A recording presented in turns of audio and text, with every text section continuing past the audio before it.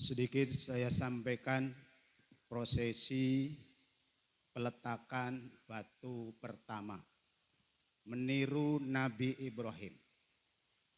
Siapa yang mula-mula meletakkan batu pertama Ka'bah? Ada beberapa pendapat para ulama, di antara yang terkenal. Allah Ta'ala pernah marah pada malaikat. Coba. Pernah dengar ibu-ibu dimarahi malaikat? Dimarahi Allah pernah?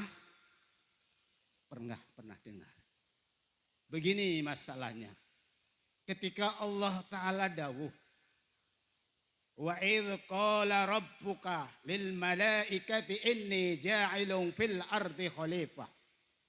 Qalu ataj'alu fiha may yufsidu fiha wa yasfiku dima wa nahnu nusabbihu bihamdika wa nuqaddisu lak. Qala inni a'lam ma la ta'lamun.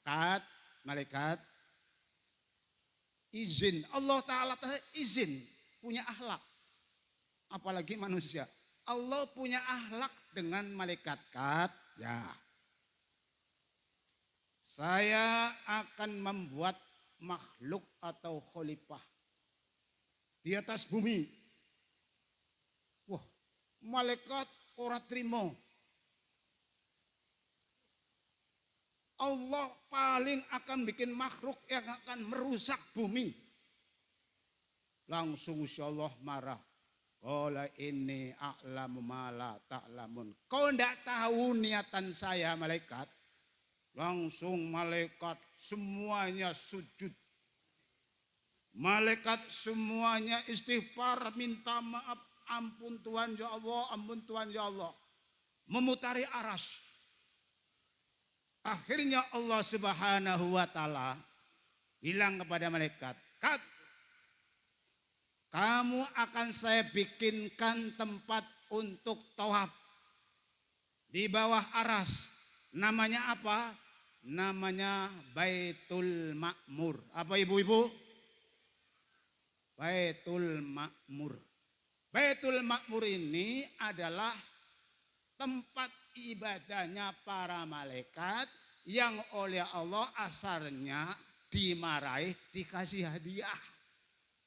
Baitul Ma'mur ini kalau ditarik ke bawah persis Baitullah. Baitullah itu namanya banyak. Baitullah, Baitul Atiq, Baitul Haram, kemudian Ka'bah. Diadukan lagi Bakkah, itu nama-nama. Akhirnya Allah Subhanahu wa Ta'ala perintah pada malaikat, sekarang kau bangun Ka'bah di bumi.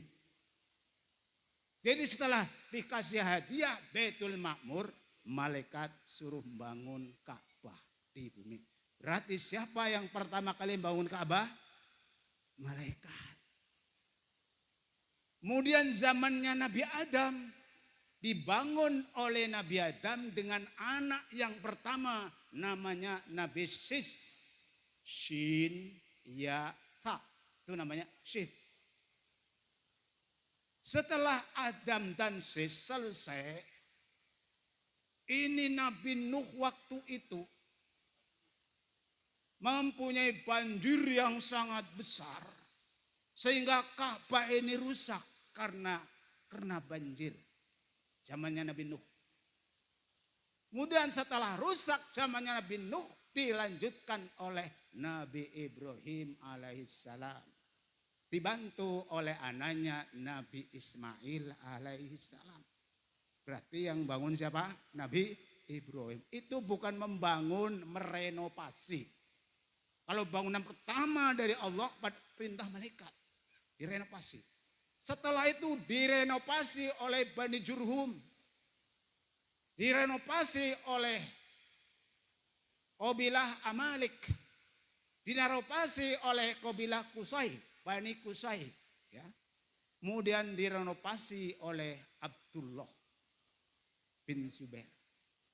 Nah, sampai sekarang itu adalah Ka'bah. Bagaimana caranya kita membangun rumah, membangun pondok yang baik, niru Nabi Ibrahim. Ayatnya wa idh yarfa'u Ibrahimul qawa'ida minal baiti wa Ismail Rabbana taqabbal minna innaka antas sami'ul alim. Allahu Akbar plung. Allahu Akbar plung. Allahu Akbar plung. Jangan lempar-lempar bae seperti melempar kucing kan gitu. Ini untuk selamanya pondok pesantren ini harus bersejarah ya. Makanya tadi saya ke sana itu ya saya bacakan tadi, saya yakin beliau-beliau bacanya lebih dahsyat daripada saya. Alhamdulillah, insya Allah setelah pelatakan batu yang pertama ini akan ditindih oleh batu-batu yang lain. Amin. Batu emas, batu perak, batu duit, batu apa saja akan muncul. Mudah-mudahan semua yang datang ini nanti melempar batu semua. Ya, caranya gampang. Ayo panitia, ini ada lemparan batu dari hadirin. Mungkin ada yang membawa 10.000, 50.000, syukur-syukur 100.000. Ayo sambil baca sholawat ya. Sholawatnya yang baik, sholawatnya Nabi Khidir. Pakai bahasa Jawa saja ya. Allahumma obat iso mangan iso nyandang iso ngliwat muga-muga paringi slamet muga-muga paringi selamat. Ayo selawat. Salatullah salamullah ala taha rasulillah. Salatullah salamullah ala yasin habibillah. Allahumma kitra kitri sugi sawah sugi sapi sugi pari sugi bebek sugi mere sugi santri sugi rajaki sholatullah sholatullah salamullah ala taha rasulillah. Salatullah salamullah ala yasin habibillah. Tawassalna bismillah wa bil hadi Rasulillah wa kulli mujahidin lillah fi ahlil badri ya Allah. Shallu ala nabi. Saya ganti sholawatnya sholawat anti salah paham ya. Dinamakan sholat Sayyidil Mursalin. Lagunya lagu Ampel Suci. Sallallahu Rabbuna ala nuril mubin. Sallallahu Rabbuna ala nuril mubin. Ahmad al-Mustafa Sayyidil Mursalin Sayyidil Mursalin Sayyidil Mursalin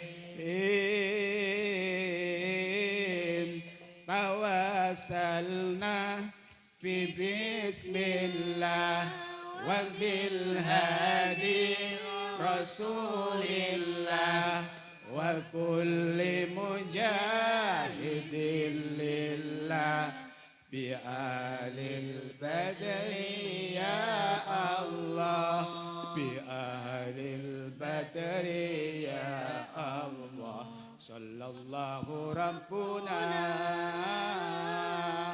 على نور المبين أحمد المصطفى سيد المرسلين سيد المرسلين سيد المرسلين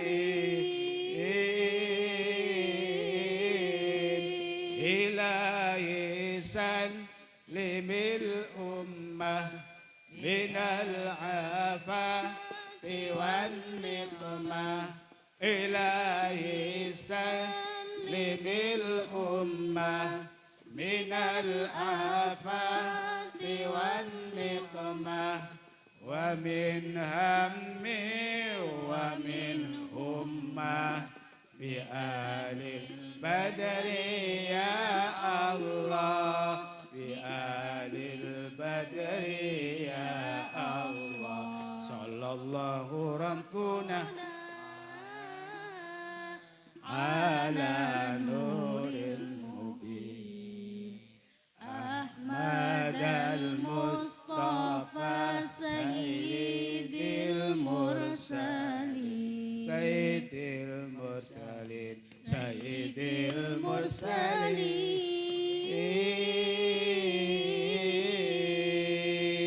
Mohon cukup.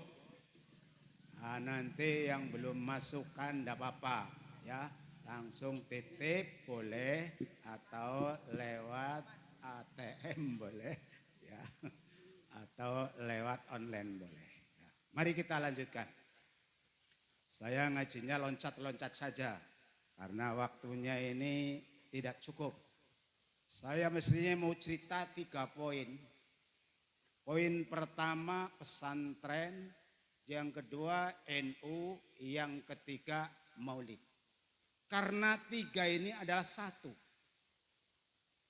NU bin pesantren bin Maulid Nabi. Itu kalau dicari keturunannya. Siapa NU? Anaknya pesantren. Siapa pesantren? Anaknya Maulid Nabi. Coba pikir bareng-bareng. Namanya ngaji bareng, ya mikir bareng, mata saya saja mikir. Sorry ya. Ayo mikir bareng ya. Program cita-citanya NU itu sama dengan cita-citanya pesantren.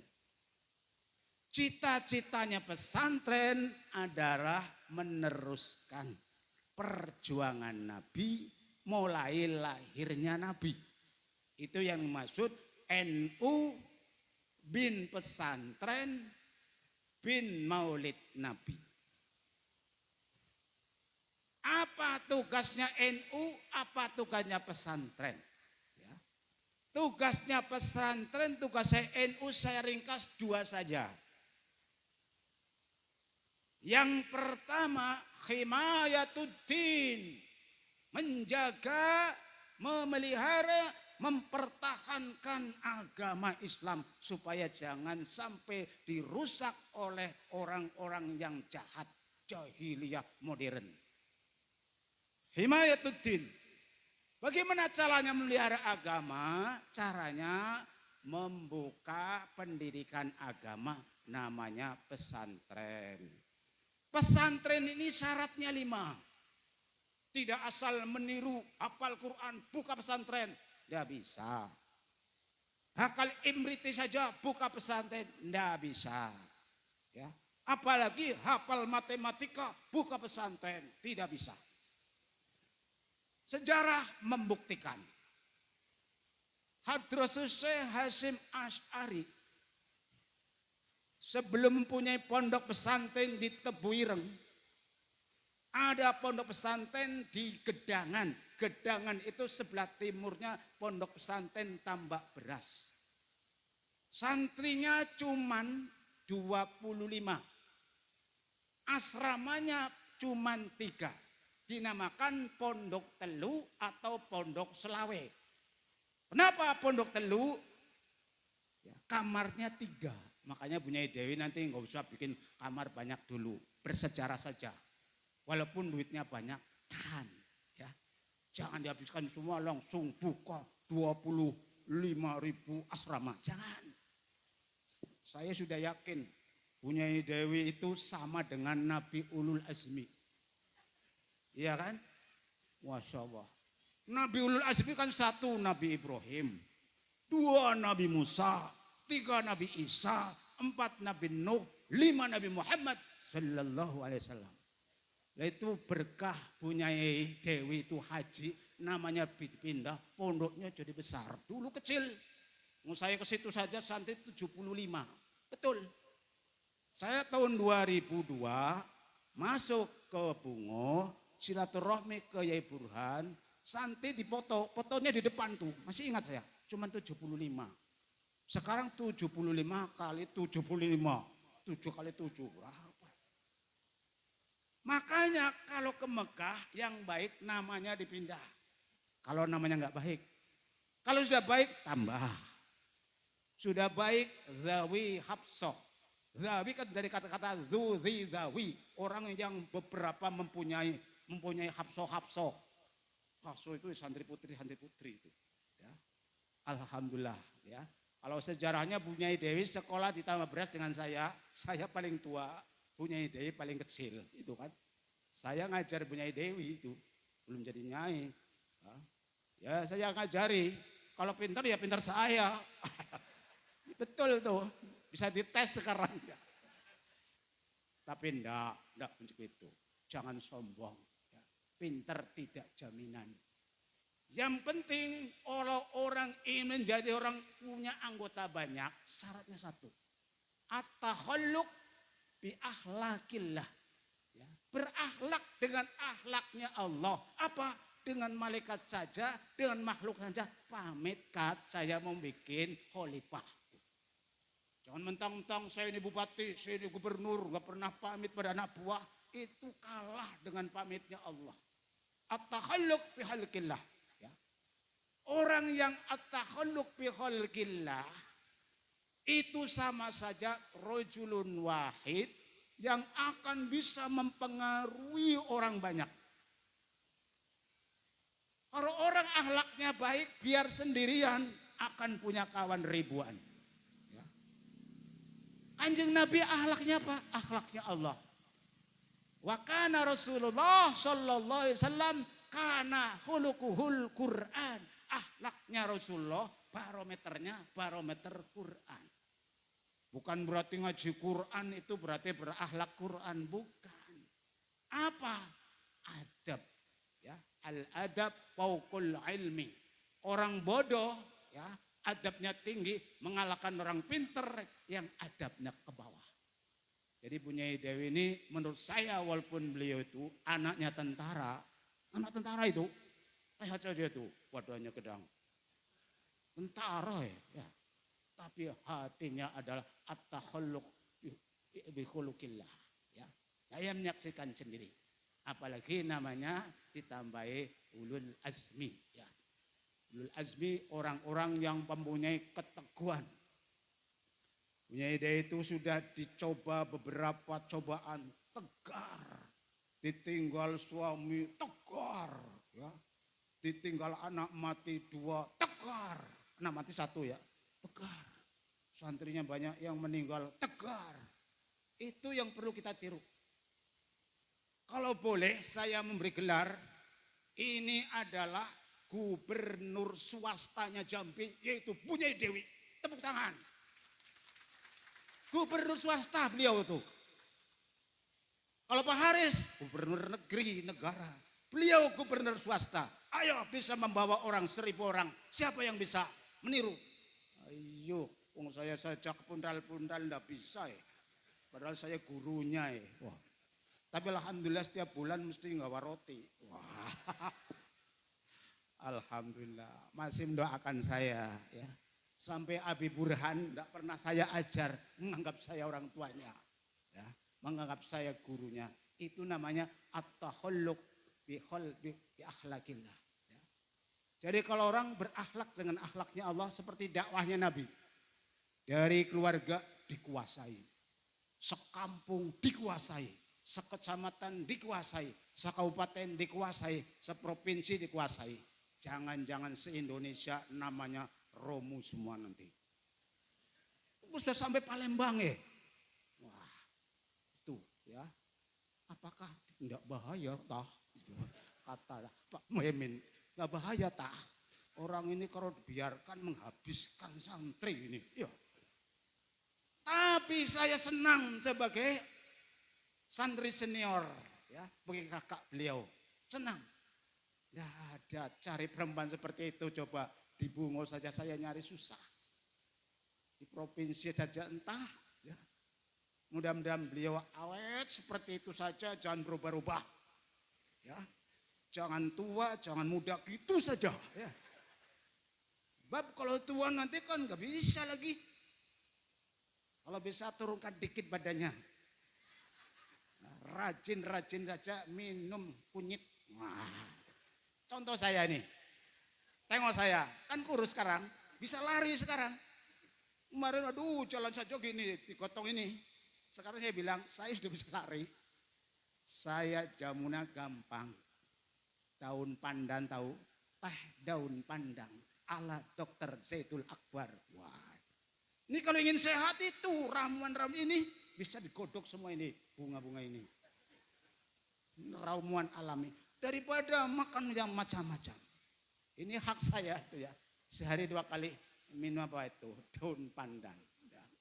Sampai istri saya sudah tahan-tahan nanti kurus sekali dagingnya hilang. Nah, ini apa bisa biar bisa terbang kan itu. Udah itu adalah intermezzo saja ya. Tapi benar ya. Jadi di dunia ini, awas ini perhatikan, saya mau maulid nabinya itu mutar-mutar saja, nggak usah urut. Di dunia ini ada makhluk 5 yang apabila dipandang saja begini sudah mengandung pahala. Siapa yang bisa jawab? Saya kasih hadiah daugan kelapa muda ini. Ayo. Ya.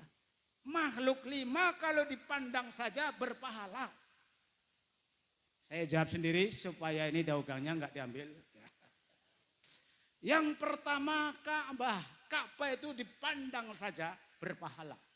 Apalagi ditawafi 7 kali kali 7, 49 kali. Pahalanya luar biasa. Ini Ka'bah. Ya. Makanya yang belum pernah nengok Ka'bah. Ya, jangan nengok di YouTube saja gambar Ka'bah. Itu palsu. Ya. Datanglah ke sana. Ilmunya gampang, tanya Bu Nyai Dewi yang bolak-balik haji itu. Sampai Ka'bahnya saya hafal. Ya. Ini tahun ini Dewi mesti berangkat ini, Ka'bah sudah bilang. Syaratnya apa? Baca ayat.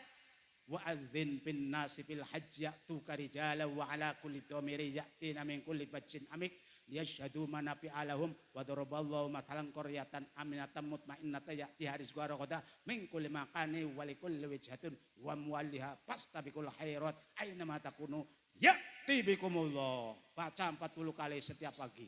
Insyaallah 70 tahun sudah berangkat ke alam barzakh. Aduh. Tetap bisa berangkat. Berangkat sana dulu, mampir di Ka'bah, lalu masuk alam barzakh. Jadi haji itu bukan ukuran orang kaya, bukan. Saya saja yang miskin sudah 4 kali ke Mekah. Yang paling lama sekali 6 bulan. Saya ngaji di gurunya Buya Sattar, Said Muhammad Alawi Al-Maliki. Saya ngaji 6 bulan setiap malam.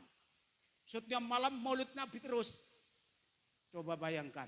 Bulannya bulan Dzulhijjah tapi maulid Nabi terus. Ini menunjukkan maulid Nabi tidak boleh dibatasi bulan maulid saja. Bulan Ramadan sah. Bulan Syawal sah. Bulan Rajab maulid Nabi sah. Sampai ada ulama besar, 2 ini saya ceritakan. Ada 2 ulama besar di negeri Mesir. Satu namanya Abul Ais, yang satu namanya Syekh Ubaid. Syekh Ubaid dengan Abul Ais ini tukaran. Ulama tukaran wajar. Jadi kalau di Indonesia ada ulama tukaran, ya, bertengkar dengan para habaib biasa. Sahabatnya Nabi saja bertengkar. Sahabat Ali bertengkar dengan siapa? Dengan mertuanya. Siapa? Fatimah. Dengan Aisyah. Sayyidina Ali bertengkar dengan Muawiyah. Biasa. Buya Satar bertengkar dengan saya. Biasa. Tapi saya nggak berani dengan beliau. Ya. Beliau melihat saya saja, saya sudah sakit. Ya. Kita bersyukur masih punya orang tua. Nanti saya terangkan ke situ. Jadi melihat Ka'bah, memandang saja berpahala. Apalagi kita bisa tawaf ke sana. 2, memandang Al-Quran. Ini pondok pesantren Raudhatul Mujahidin, jangan terlalu memaksa diri kepada santri baru. Bisa Arab, terima. Tidak bisa, terima itu.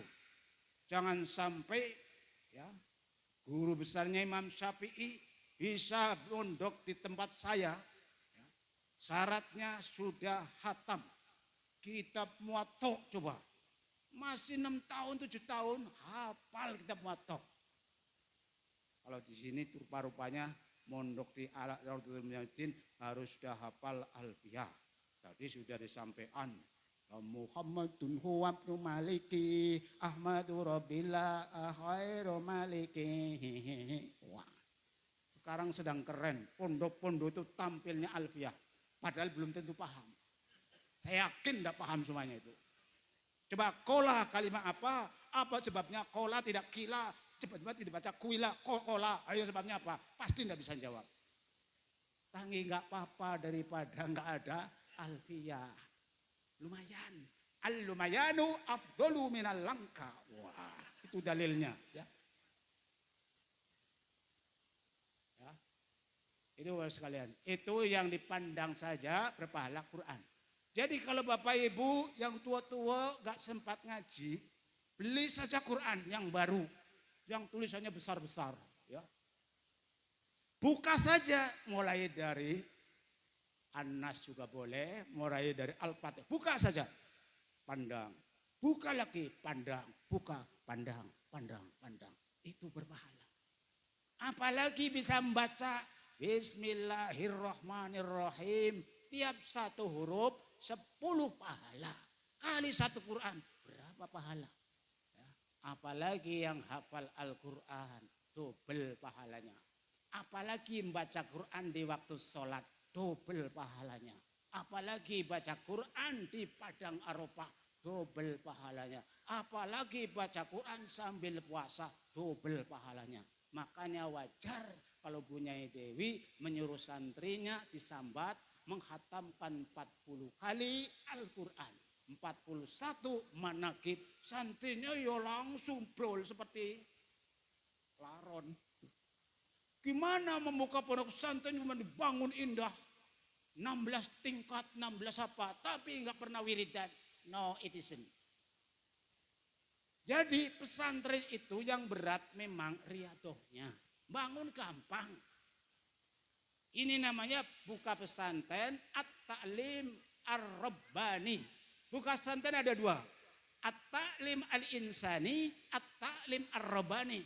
Itu menurut Imam Ghazali dalam kitab kitab risalahnya Imam Ghazali. Apa At-Ta'lim Al-Insani? Sekedar melempar ilmu, tidak pernah ditirakati. Jadi kalau ingin santrinya itu alim, tirakat semua. Santrinya tirakat, orang tuanya tirakat, gurunya tirakat, pengasuhnya tirakat. Itu jadi. Ya, tirakat itu macam-macam. Ada kalanya tirakat puasa terus, ada. Ada yang kalau malam nggak pernah tidur terus, ada. Jangan sampai ada tirakat atau malam-malam nyuri terus. Itu santri apa itu? Ya.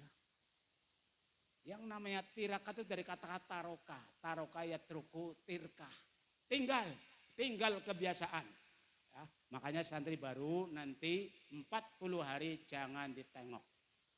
Dan santri kalau bisa 40 hari baru ketemu daging. Ya. Itu termasuk riyadhah. Coba mondok di Lirboyo, semuanya puasa. Itu di depan gurunya, tapi di belakang entah. Cuman dulu, zaman sekarang, ya.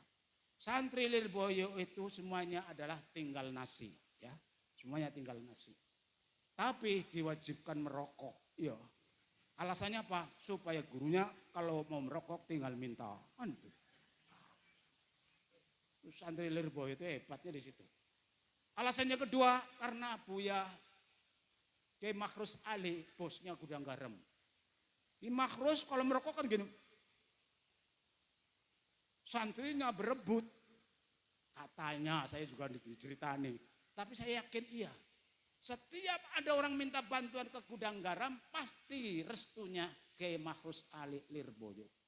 Makanya sampai sekarang berkat Kiai Makhrus Ali Lirboyo, santrinya wajib merokok. Alasannya apa? Nahdlatul Ulama merokok sunnah. Muhammadiyah haram. Alasannya pinter. Ya, barang haram itu harus dibakar. Ya, katanya Gus Wape kan itu. Kenapa? Oh merokok, katanya haram. Iya barang haram harus dibakar. Nah itu. Tapi kenapa diisap? Jawabannya enggak tahu. Ya. Udah, saya lanjutkan. Itu yang kedua. Yang ketiga, dipandang saja itu memberikan pahala yang besar adalah memandang orang tua. Wajahnya orang tua dipandang luas. Makanya bapak-bapak yang masih punya orang tua bahagia. Rawatlah orang tua. Bila perlu merawatnya yang agak berat. Orang tua yang sudah nggak bisa bergerak, cuman di atas kasur saja. Ini yang top. Ya, jangan merawatnya kalau warisannya banyak baru dirawat.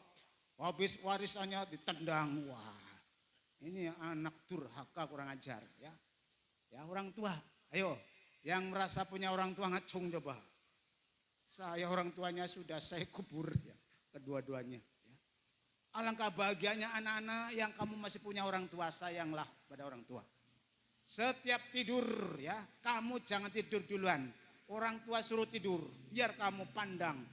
Waduh, ngilernya mama, baunya sedap ya. Ngoroknya papa, suaranya merdu. Ya. Itu orang tua. Karena orang tua itu pangkatnya di bawah Tuhan tuh ya. Ya. Coba dalam Al-Quran bagaimana? Ya. Berbuat baik kepada orang tua. Berbuat baik kepada Allah, surga langsung. Nah, itu orang tua. Kemudian yang keempat, yang dipandang saja berpahala adalah Rasulullah Sallallahu Alaihi Wasallam. Nah ini siapa yang pernah mimpi ketemu Rasulullah? Kalau pernah mimpi jangan cerita, awas. Itu namanya sombong. Karena kalau yang diceritani nggak percaya menghina Rasulullah. Rasulullah itu tidak bisa ditiru oleh setan iblis. Makanya siapa orangnya mimpi ketemu Rasulullah berarti itu asli. Ada syaratnya. Ya, baca sholawat. Namanya sholawat ummi. Allahumma salli ala Muhammadin nabiyil ummi wa ala alihi wa sallim taslima. Jadi agak sombong. Namanya sholat sombong ya. Allahumma sholli ala Muhammadin nabiyil ummi wa ala alihi wa sallim taslima. 1001 baca.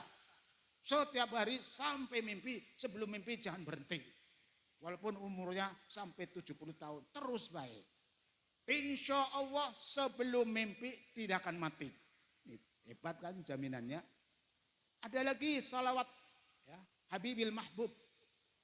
Allahumma sholli ala Sayyidina Muhammadinil Habibil Mahbub Al-Aliyil Qadri Al-Azimil Jah wa ala alihi washabihi wasallim. Baca 40 kali atau sampai tidur sebelum tidur.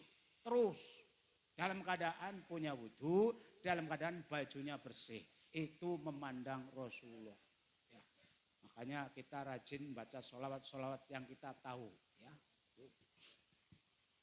Selanjutnya yang terakhir yang dipandang saja itu berpahala adalah memandang istri. Aduh, Nih bapak-bapak awas. Makanya yang belum punya istri cepat. Itu ada pandangan berpahala di situ. Ya, ya. Atau istri memandang suami. Nah, ini yang jarang diucapkan terima kasih. Coba saya tanya, Bapak Ibu kalau habis kumpul suami istri mengucapkan terima kasih pada Allah apa enggak? Enggak bakal. Terima kasih ya Allah, Engkau telah memberikan kenikmatan dunia kepadaku ya Allah. Terima kasih. Istrinya, terima kasih Mas, Engkau telah memberikan kenikmatan dunia kepadaku ya Allah. Itu. Suaminya, istriku terima kasih istri, kau telah memberikan kepuasan hati kepadaku nikmat dunia.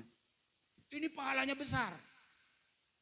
Yang kedua, minta maaf tadi saya agak kurang sedikit permainannya. Minta maaf. Betul itu minta maaf. Suami minta maaf, istri minta maaf. Kelihatannya kan jorok. Ya. Kulil haqqa walau jorokan kan gitu. Walaupun jorok katakan. Ya. Jangan yang baik-baik saja. Ya. Ini Bapak sekalian yang dimuliakan oleh Allah Subhanahu wa Ta'ala. Pancasila berapa? Panca indera berapa? Panca sholat berapa? Panca rukun Islam berapa? Panca pondok pesantren Bunyai Dewi berapa? 5, ini yang kelima. Ya. Kenapa angka 5 angka ajaib? Rukun Islam kok 5, kenapa enggak 2? Ayo siapa tahu. Panca jari coba lihat. Lambang pendidikan itu dilambangkan pada jari 5. 1, jentik, entik, kentik. Maksudnya kalau punya anak supaya diketik-ketik, jangan suruh diam. Maksudnya apa? Diajari apa saja kita ketik. 2, jari manis, anak dididik supaya manis. Akhlaknya manis, ilmunya bersih, manis badannya. Yang ketiga, jari penunggul, anak dididik di pesantren Raudhatul Mujawidin biar unggul akhlaknya, ilmunya, ibadahnya, hartanya, wajahnya dan sebagainya. Ya. Jentik penunduh, anak didik sudah menunjukkan ini yang namanya degan, ini yang namanya air, ini yang namanya gelas. Makanya menunjuk harus pakai jari penunjuk. Ada orang sombong menunjukkan gini, itu rumahnya Bunyai Dewi. Itu rumahnya Bunyai Dewi, kan menghina. Tunjuk itu. Jadi anak sebelum bisa menunjukkan kebaikan, jangan diambil waktu mondok. Ya. Seperti Imam Syafi'i, tidak boleh balik oleh ibunya mondok, besok ketemu saja di akhirat. Coba bayangkan. Imam Syafi'i. Tadi kan saya mau cerita, ada ulama besar yang saling hasud di Mesir. Satu namanya Abu Aish, yang dua namanya adalah Syekh Ubaid. Begini, Syekh Ubaid ini niru-niru Nabi. Sudah meninggal tadi diperingati bukan haulnya tapi hari lahirnya. Ya. Coba ada enggak di sini? Orang sudah meninggal dunia biasanya diperingati hari meninggalnya, haulnya. Ini enggak aneh diperingati hari lahirnya. Niru-niru Nabi saja. Ya. Akhirnya ketika membuat undangan, Syekh Abul Ais pidato. Masyarakat semuanya dari Merangin misalnya. Tidak usah menghadiri undangan maulidnya Syekh Ubaid. Tidak usah. Apa sebabnya?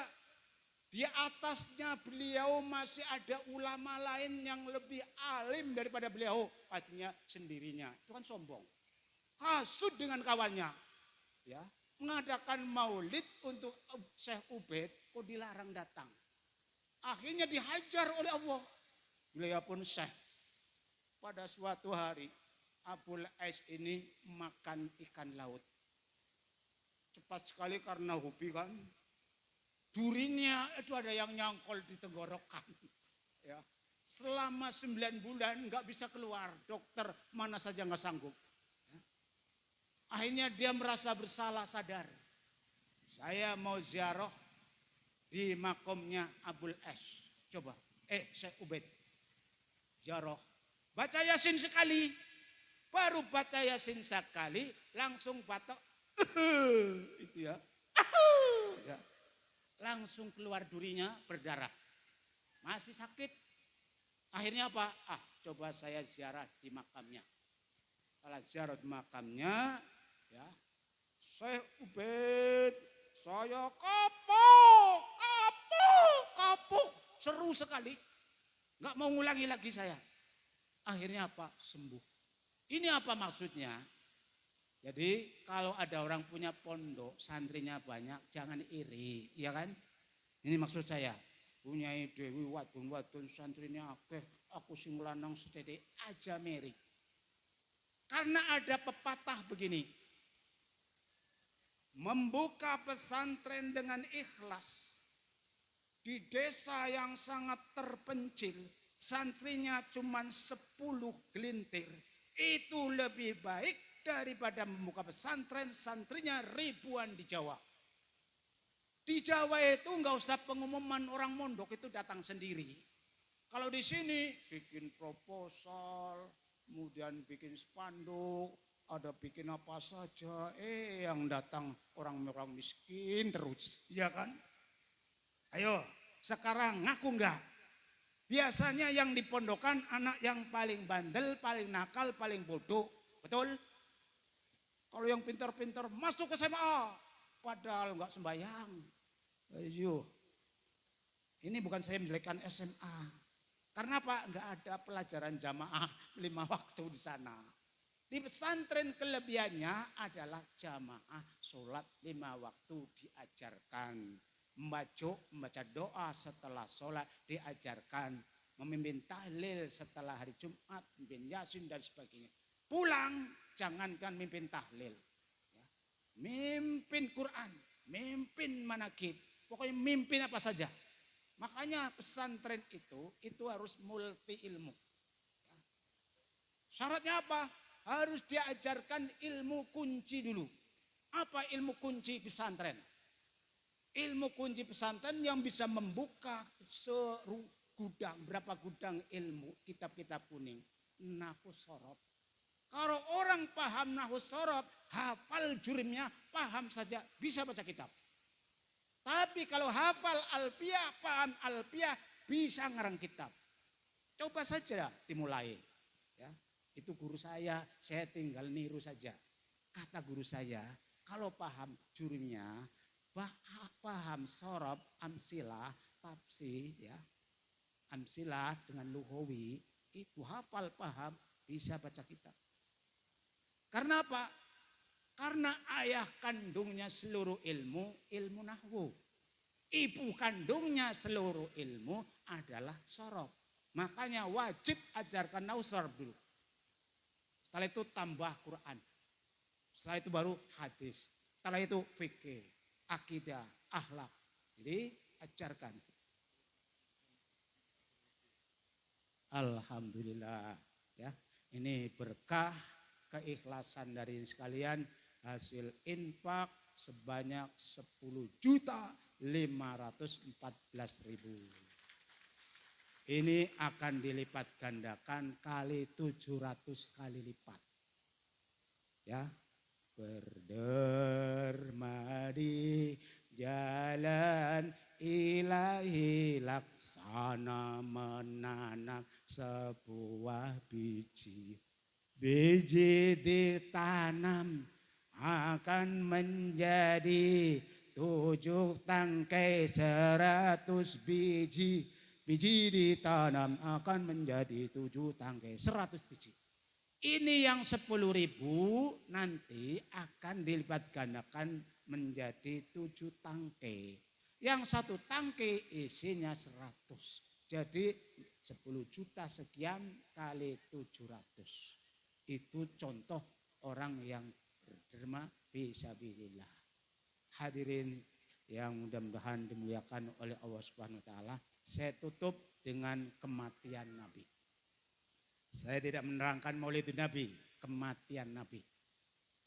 Nabi Muhammad meninggal dunia umur berapa tahun ibu-ibu? 60? 63 ya.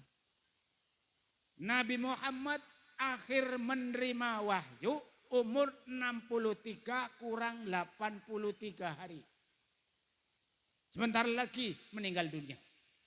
Sebelum meninggal Nabi Muhammad mengalami sakit 18 hari. Jadi kita itu jangan bilang enggak pernah sakit kok mati, enggak mungkin. Ya. Sebabnya apa? Kembangnya mati sakit dulu, cuman enggak dirasakan. Nabi sakit 18 hari. Sakit mulai hari Senin. Lahir hari Senin, sakit hari Senin, meninggal hari Senin. Ayo siapa yang lahirnya hari Rabu, hati-hati. Ayo, siapa yang lahirnya hari Rabu, nanti mulai sakit hari Rabu, meninggal hari Rabu. Kalau saya alhamdulillah harinya hari Kamis. Ya Allah mungkin hari ini malah saya mati. Tapi hari Kamis yang akan datang 120 tahun lagi maksud saya. Iya kan? Itu bedanya orang bisa jawab. Ya. Kamis yang akan datang lagi, Kamis yang akan datang. Ayo saya kasih doa umur panjang, mau enggak? Umurnya 120 tahun tapi barokah, itu maksud saya. Ya. Saya dikasih doa oleh cucunya Raden Patah, namanya Gus Taufik dari Bandung. Ini sampai tak kasih doa ya, doa apa? Ya. Doa apa Gus? Doa supaya umurnya 120 tahun tapi masih menikmati kenikmatan dunia. Doanya apa?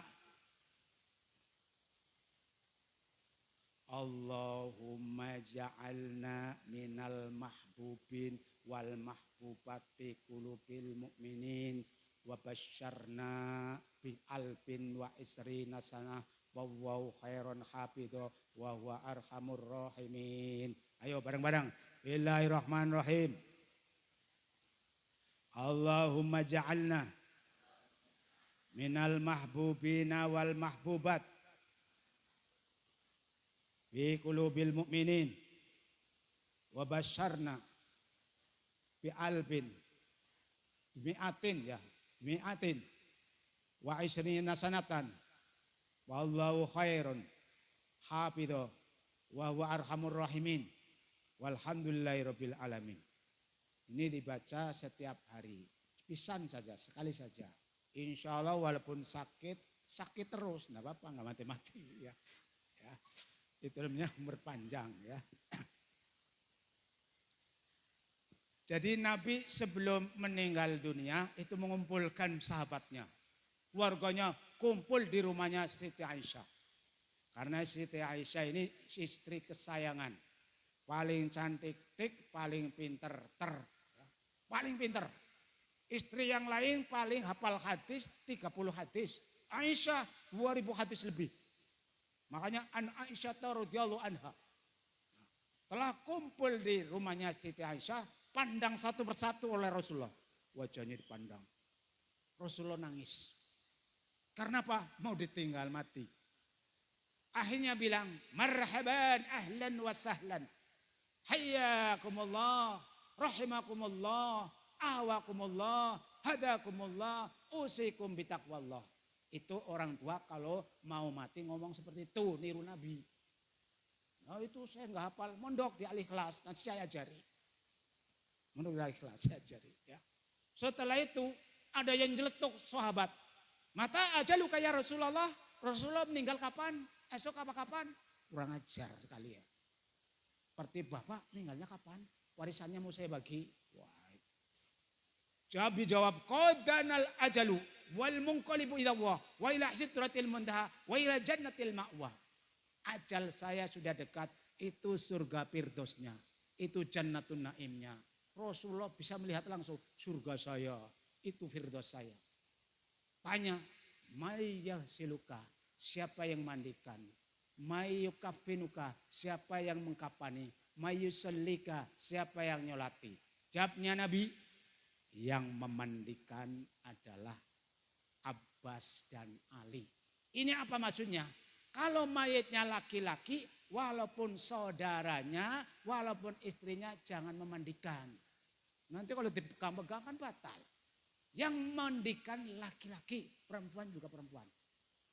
Kemudian kapannya kalau bisa mengkapan dari baju saya yang dipakai. Kalau enggak pesan di Yaman. Jadi kain bungkusnya kain dari Yaman. Siapa yang nyolati? Yang nyolati pertama adalah malaikat Jibril, Mikail, Israfil, Israel, malaikat maut. Setelah itu baru keluarga laki-laki, keluarga perempuan, baru orang lain. Itu tata cara menyolati jenazah keluarga begitu. Nah, setelah Rasulullah menyampaikan, ada tamu. Assalamualaikum, ya baitun buah wa din Rasul. Waalaikumsalam. Man bil bab? Ana siapa? Ana Israel. Oh Israel. Apa kamu mau silaturahim saja? Mau mencabut nyawa? Kalau boleh ya silaturahim, ya mencabut nyawa. Akhirnya Nabi Muhammad tidak terima. Saya belum terima dicabut nyawanya sekarang. Hibur dulu saya. Saya minta hiburan organ tunggal Jibril. Coba, ada organ tunggal zaman dulu. Dikira sekarang saja. Ya, ada zaman dulu. Tapi organ tunggalnya beda. Gini. Wahai Muhammad, langit semuanya telah membuka arwah para nabi. Sudah baris upacara mau jemput arwah kamu. Saya belum ridho. Ayo hiburan apa lagi? Hai Muhammad, salam dari Allah. Semua penghuni surga, termasuk bidadari-bidadari surga, sudah siap menjemput arwahmu. Saya belum ridho. Tambah lagi. Hai Nabi Muhammad. Itu loh pintu surga bisa membuka semuanya. Ingin dimasuki tinggal pilih salah satu. Saya enggak ridho. Akhirnya Nabi nangis. Malikur ra'il Qur'an, Mali suwami Ramadan, Mali suwari baitil haram, Mali ummati. Siapa yang akan meneruskan Al-Quran? Siapa yang akan meneruskan Mujawwidin? Kata Abi Burhan. Siapa yang akan meneruskan puasa Ramadan? Siapa yang akan meneruskan ziarah di Ka'bah? Siapa yang ngurus umatku? Nabi menangis 3 kali. Ummati, ummati,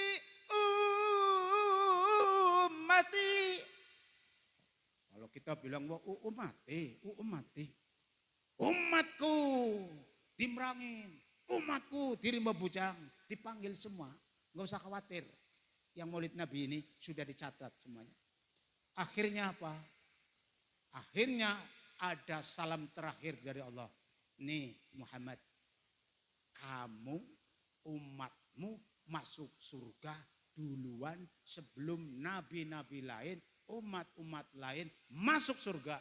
Hadza qattaba qalbi. Ini baru rasanya senang. Itu contoh pemimpin, kalau umatnya itu ada yang nanggung, baru ditinggal. Akhirnya bagaimana? Ya, karena Rasulullah sudah siap, Israel saya akan masuk. Ditarik nyawanya. Ya. Dari mana dulu? Dari tangan jangan untuk salaman.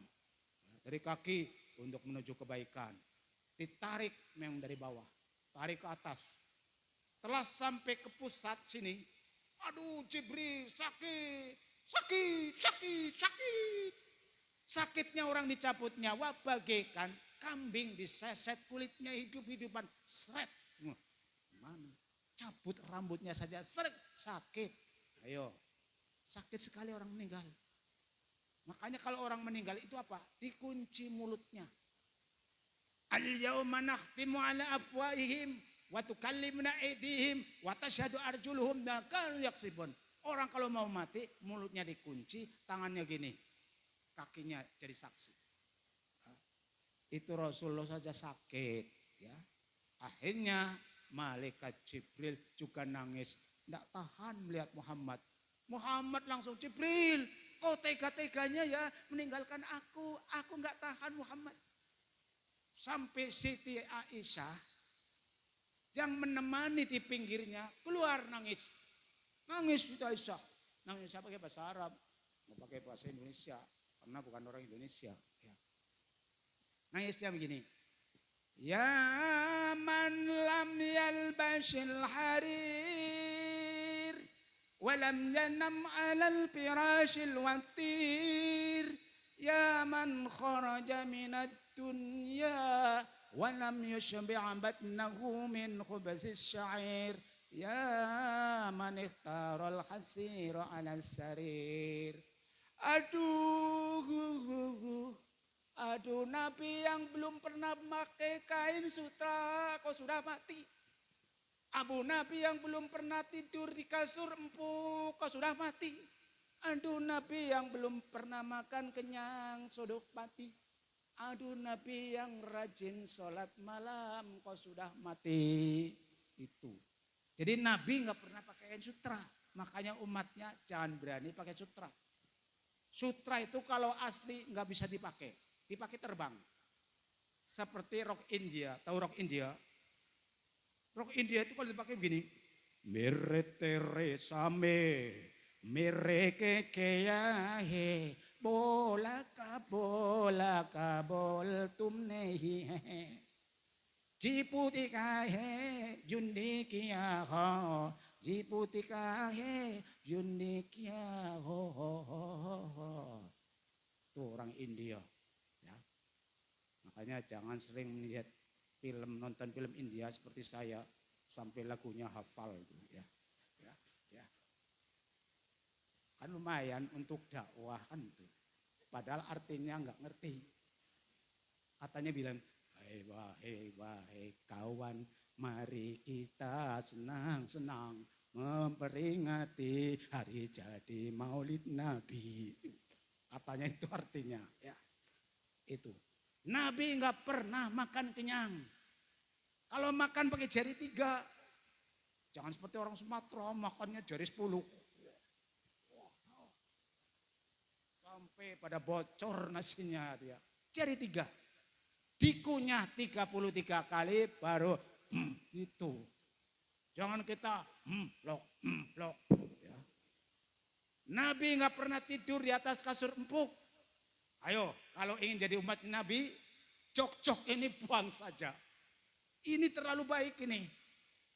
Ya, apalagi pengantin baru, kasurnya embut-embut. Itu enggak sopan dengan Rasulullah. Ya. Rasulullah kurang apa? Paling ganteng, paling kaya, paling segala-galanya. Tidurnya tikar bodol.